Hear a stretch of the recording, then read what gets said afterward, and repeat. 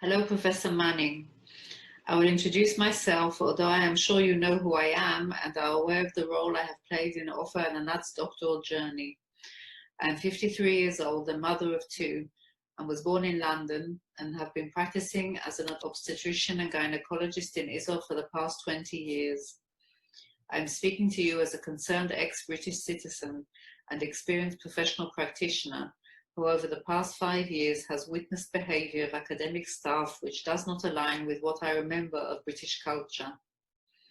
I feel that it is important that I explain how I became involved in this story, which has become the focus of research that I am producing. This is the reason why I cannot remove myself from the story before it is resolved satisfactorily. And I understand that you are the senior academic figure in the University of Derby who can do this. I became acquainted with Ofer in 2014 through first-hand experience when he was recommended to treat my teenage son. With Ofer's professional help, we overcame difficulties which we have been struggling with for a number of years, while a number of other therapy approaches and professionals had failed to resolve them. My husband and I heard about Ofer's extensive practical experience of work with children and adolescents and were impressed by his professional capabilities, which we experienced firsthand. Ofer told us that he was a doctoral student at the University of Derby and that his research was an investigation of his practice approach for the goal of producing training programs for other practitioners in this challenging field. I requested to read the essays Ofer had produced previously about his therapy approach to adolescents, which could expand my communication skills in my gynecology practice, part of which is dedicated to adolescent girls.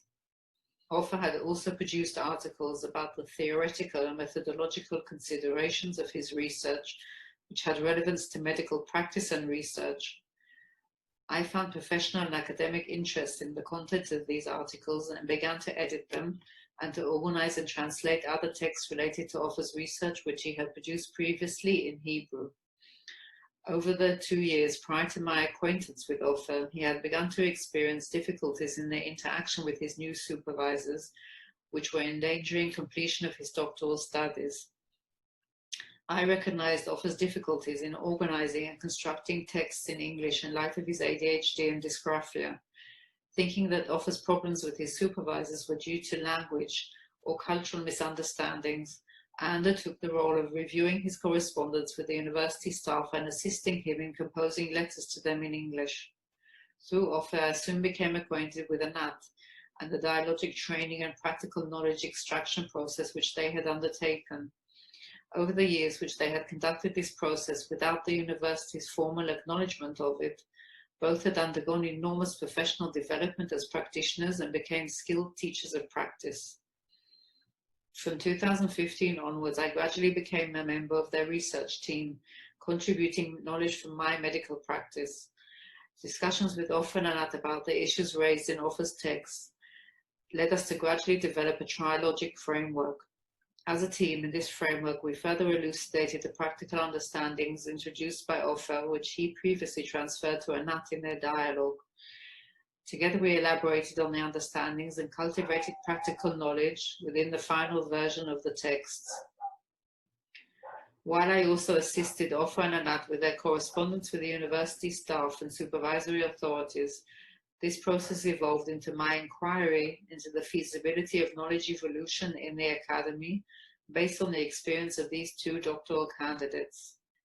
The data on which my inquiry was based is a comprehensive chronological timeline of events that occurred involving Ofer and Anat, the nature of the program and the long-distance geographical location, and that almost all events were documented in written correspondence between the staff of the university, supervisory authorities and the students, providing empirical evidence of what had occurred.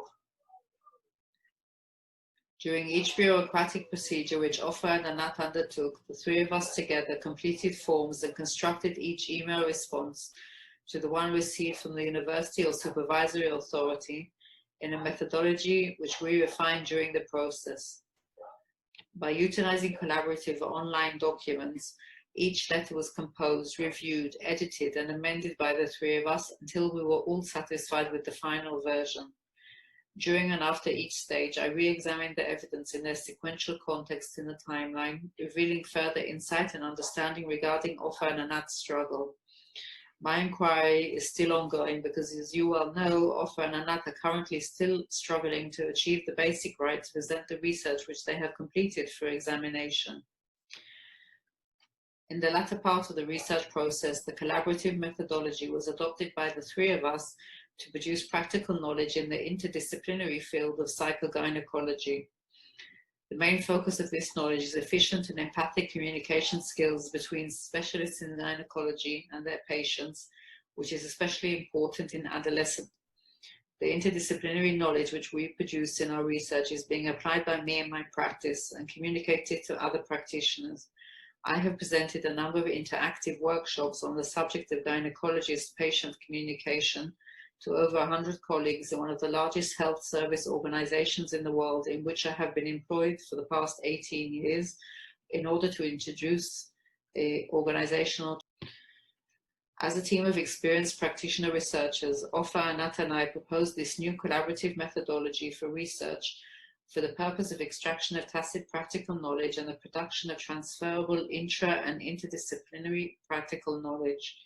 Furthermore, our experience of this research process illustrates how the input of a practitioner from a different field of practice into our own can provide valuable insights which enable practical development that cannot occur when researching alone or with other practitioners from the same field of practice. However, the most important conclusion of my inquiry is that despite the significant practical achievements of practitioner researchers in the field, the feasibility of introducing innovative practical knowledge into the academy and achieving accreditation for it appears to remain an insurmountable challenge. As you now understand, I have become Offa and Anat's co-researcher, and through close acquaintance, I am familiar with their professional and academic capabilities and integrity. I am also familiar with their entire experience as doctoral candidates at the University of Derby and have been involved in this experience in person for the past 5 years. No other person understands the significance of the research process which they undertook and the outcomes it produced better than me. I have been witness to the huge toll the misconduct of your colleagues has had on Anat's physical health.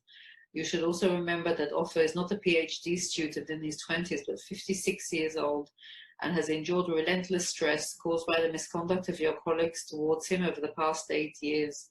He has overcome all the challenges of the doctoral process despite his learning disabilities of dysgraphia and ADHD. Nevertheless, nobody deserves to receive the doctoral award because he is sick or disabled, nor simply because he is an exceptional practitioner.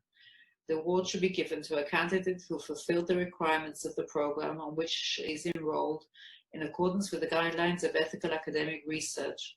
Since Offa and Anat have done this, it remains incomprehensible to me and to many other of our colleagues why the staff at Derby University are preventing them from completing their studies.